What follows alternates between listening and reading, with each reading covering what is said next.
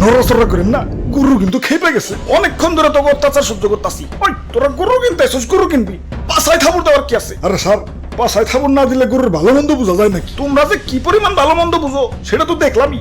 Injection দিয়ে গরু ফলাইছে আর তোমরা ধরতেই পারলা না। আর তুমি না কইলা ফল ফ্রুট খাওয়া ফলাইছো? মিছা কথা কয়, বিশ্বাস না হলে দেখেন মুখে এখনো ফল ফ্রুটের গন্ধ আছে।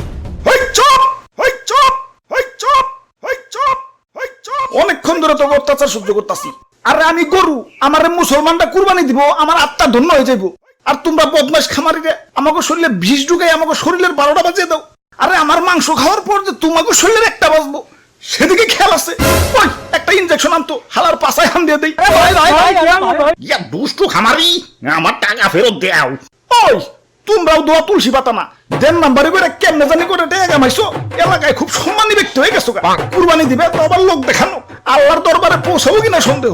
আচ্ছা না পৌঁছাইলো, গরিব মিসকিনের কাছে তো পৌঁছাইতো। এখন 10 লাখ 20 লাখ টাকা দিয়ে যে ফার্মের পোল্ট্রি গরু কিনতেছো, এত তো গরিব মিসকিনের হক নষ্ট হইতেছে। এগুলোর ভিতরে কষ্ট পাইবে, ফুল আইছে তো ইনজেকশন দিয়ে। এত অতিরিক্ত দাম দিয়ে পোল্ট্রি গরু কিনে টাকা অপচয় না করে সঠিক দামে দরকার পড়লে কয়েকটা গরু কিনো। এখন লোক দেখাও যাই করো, কমসে কম গরিব মিসকিনরা তো পেট ভরে ঈদের আনন্দ করতে পারবো। জি স্যার, ঠিক কইছেন স্যার। ওই কানে ধর, সবটি দেখানে ধর। স্যার আমিও, আমার তো কোনো দোষ নাই। পাছায় থাবুর দেওয়ার কথা ভুলে গেছো। কানে ধর, উঠবোস কর সবাই।